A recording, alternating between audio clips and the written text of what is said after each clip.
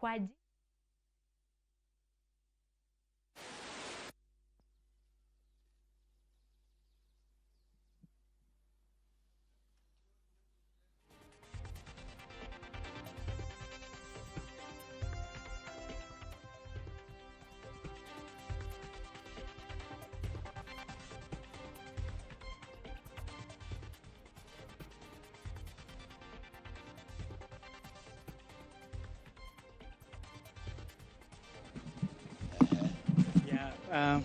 Did we just tell us, this is the first time we are seeing you after more than 48 hours. Sorry for, that particular scenario. And we saw you in the morning wishing Kenyans a happy, Shujaa Day through your ex-official account. We saw you also wishing Kenyans a happy Shujaa Day during your through your official X account, but we are seeing you for the first time in more than 48 hours. Just tell us about your status. Thank you very much. I think on Thursday I had proceedings in the Senate throughout the morning, and I think we broke at 1 o'clock or so. And I retreated to Harambee House Annex for lunch with my team of lawyers and a few of my senior officials in the Office of the Deputy President. And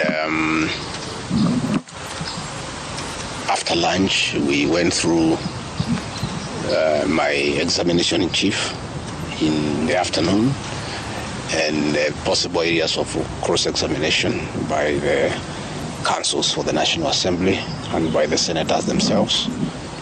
And my team took off for the Senate, and I went through my office to pick my notes. And when I was going to the office is when suddenly I developed very, very intense pain in the chest. And I sat down, and the pain continued, and it was very intense and very sharp. And I did call my doctor, Dr. Gikonyo of this hospital, who has been my doctor for the last 20 years. And I described him in brief how I was feeling. He asked me about the intensity of the pain, and I told him it was very, very, very intense. And as we were speaking, I started having shortness of breath.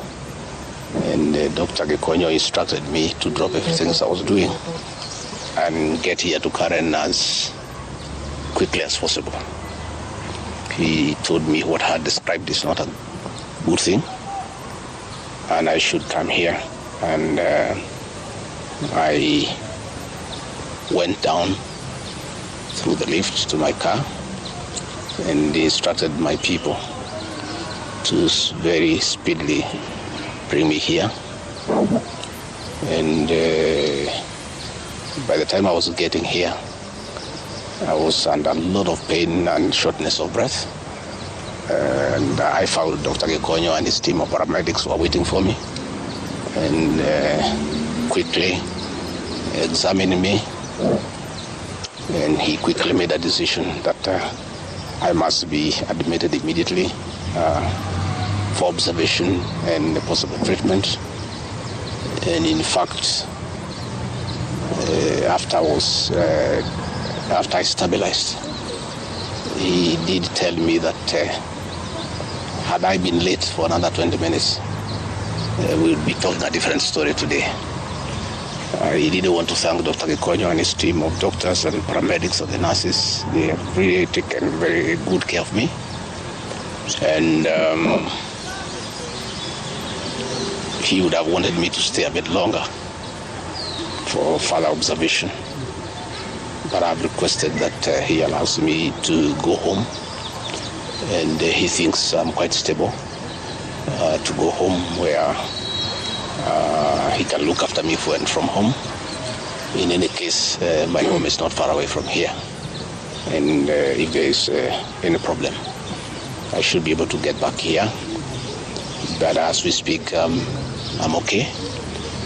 A little bit weak, but I feel better. The pain, the intense pain has gone away. What is there is very little pain. It is manageable for a man. A man must be able to study some of these small things. But in his assessment, I'm out of danger. But when I came in, it was very, very, very severe. And I want to thank the people of Kenya for their prayers. And I'm sorry, many came to see me. I was not able to see them. The doctor could not allow them because I needed a lot of rest. And I was at a very serious observation by a team of doctors and nurses. And therefore, I was not able to receive visitors. And I want to thank those who took their time to come and visit me. Millions of Kenyans who have been praying for me for my quick recovery. I really want to thank them and to say that I will remain forever indebted to them for their concern, for their love, and for wishing me quick recovery. The unfortunate turn of events there during that particular time. Even as you were receiving treatment, a lot was going on in terms of Senate proceedings, the outcome of that. There's also a very active, legal proceedings on the same, resuming on Tuesday. In the wake of all this, even as the doctor has recommended that, you have sufficient rest, at home, but maybe just tell us, will we be seeing you active? Will you respond to all these issues that are going? We're talking about a parliamentary outcome, also talking about a legal process which is so intense that has even involved a 3-judge bench. What will be your reaction towards all this? I think for now, my life comes first, my health comes first. It's unfortunate that when I was here in hospital, my brother and friend, President William Ruto, ordered for the withdrawal of my security from the hospital here. I've been here alone without a single officer looking after me. He ordered the withdrawal of security guards in my rural home in Nyeri, in my private home here in Karen, and all officers who were close to me were disarmed and given a warning that they should not be anywhere near me. I didn't know President William Ruto can be that vicious. I am shocked by how vicious a man I helped to be president, a man that I believed in, a man that I was persecuted when supporting him, could be so vicious against me when I'm literally fighting for my life in hospital. How cruel can a man be? As we speak today, the Deputy President of the Republic of Kenya, Rigathi Gachagua, has no single security officer around him. She's alone. And I am aware that a judge seated in Kirogoya, another one seated in Milimani, gave conservatory orders staying the proceedings of the Senate, which effectively means I'm Deputy President. But the President, in total violation of the court orders, viciously withdrew security around me. Again, to cripple the functions of my office. He ordered through the head of public service, Felix Koskei, that all officers in my office be sent on compulsory leave. Last night, all vehicles assigned to officers who work under me were impounded to cripple the office of the Deputy President. I don't understand this level of viciousness to a man who have been your deputy, who helped you to become president, irrespective of whatever he has done. At his lowest moment in life, when he's literally struggling to stay alive, you unleash such viciousness against him. I bear no grudge against anybody, but this had not seen that in President William Ruto. The man I'm seeing is not the one that I thought that I knew. I know there was concerted effort that I should not go to Kwale for the celebration. Wilson Airport were told that I should not go through Wilson Airport. All owners of helicopters were told that I should not be allowed to use any of them to go to Kwale. I don't understand. But as I say, I want the people of Kenya to know that as I go home today, I have no security. And it's good that they know. And if anything happens to me or my family, President William Ruto must be held to account. We've made many mistakes in life.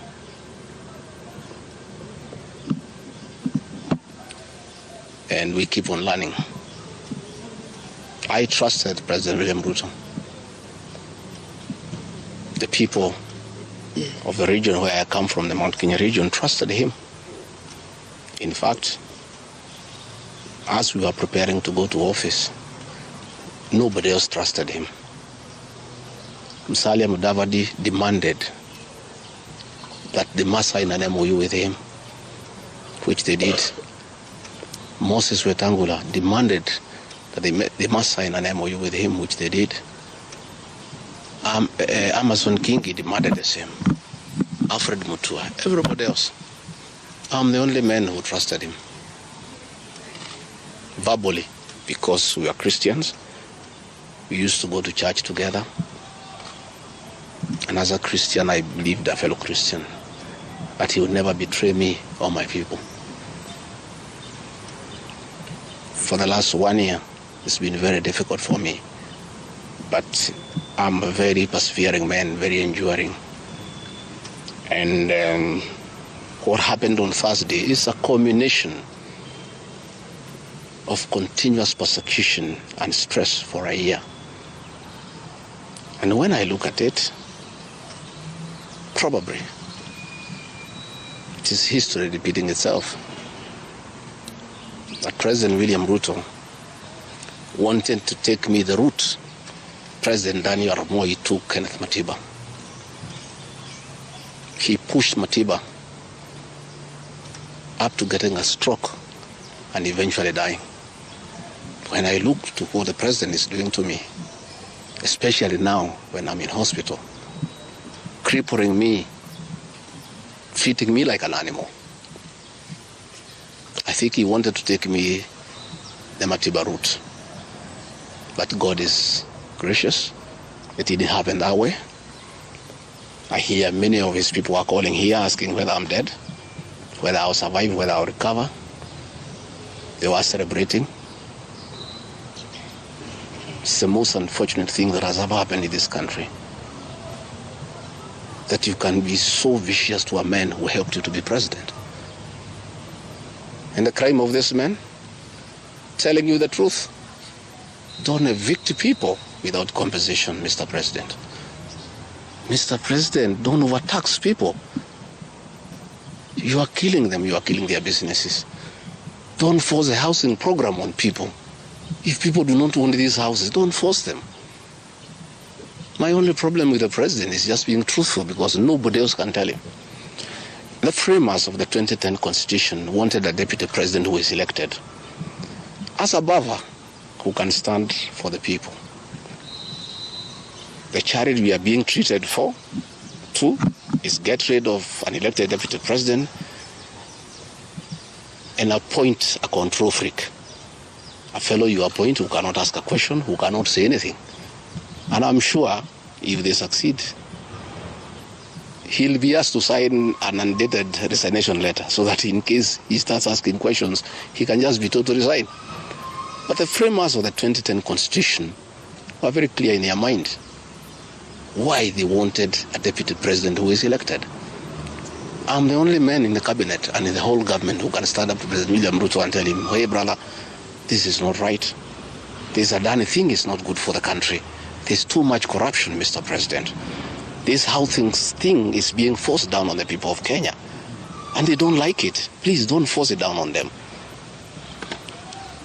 You know, situations where medical equipment that was being supplied by Kenyans to the Ministry of Health now has been given to one single Asian. I say, Mr. President, this is not right. We are killing our business people. So, as we speak, I say that my lawyers are in court. We have faith in our judiciary. And I requested that, according to the rules of natural justice, I be accorded an opportunity to be heard in the Senate. You remember I presented myself to the National Assembly and defended myself. In the Senate, I was there day one. And even when the Speaker asked me to sit down to listen to the charges, I decided to stand up to face my accusers.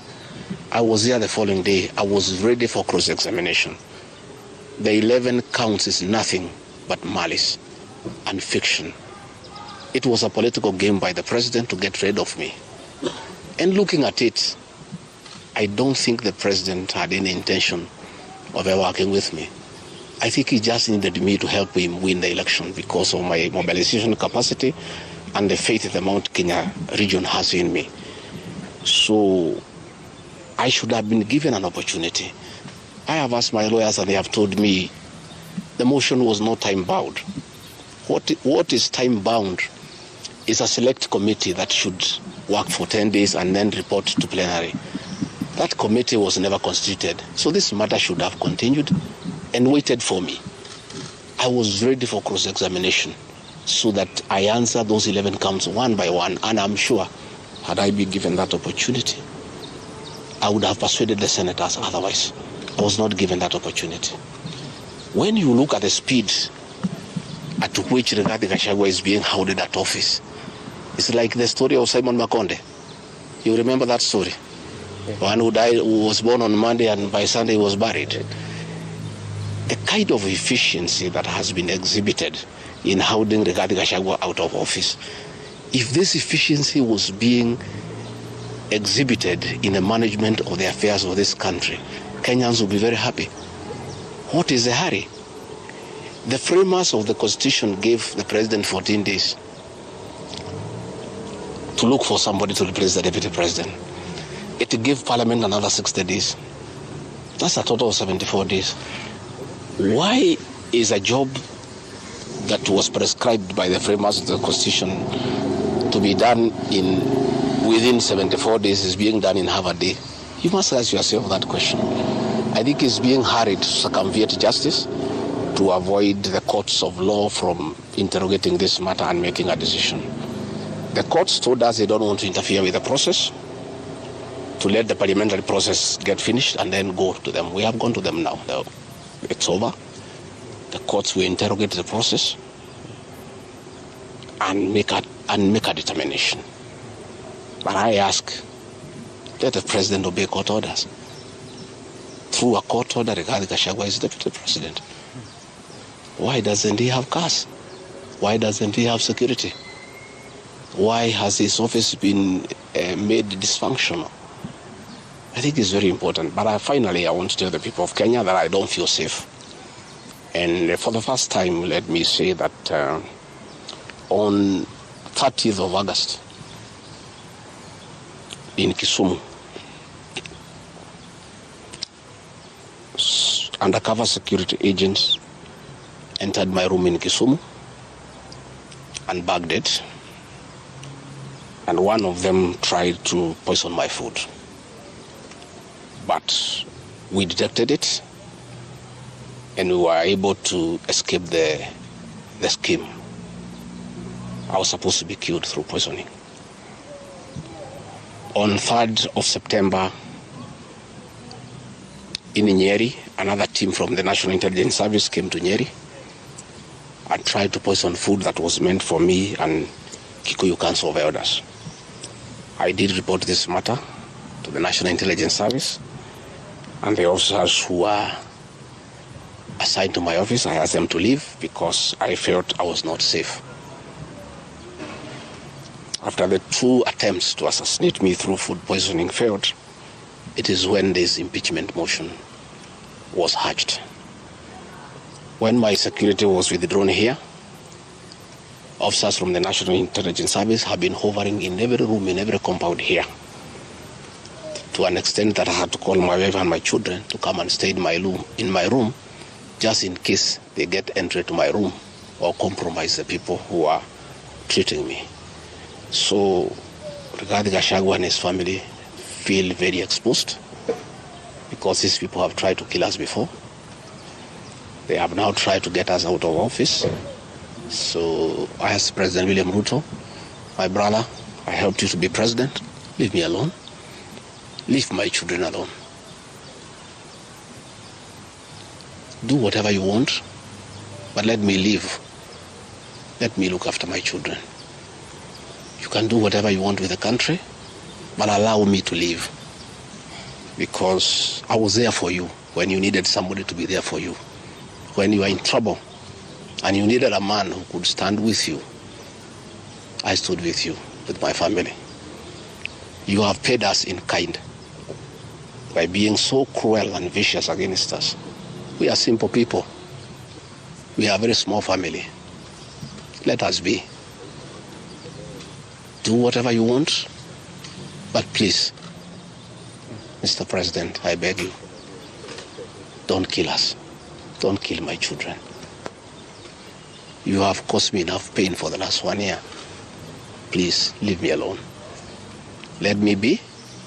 God will take care of me. I don't have to have security. I don't have to have drivers. I don't have to have cars. Please allow me to have my peace, if nothing else. And remember, I was there for you when you needed a man to be there for you. Let the courts of law uphold and protect our Constitution. I ask the Chief Justice, Martha Koome, to live true to the fidelity of our Constitution, to make sure that this is a country of the rule of law, to allow the court process to take place and ensure that this process is not nugatory.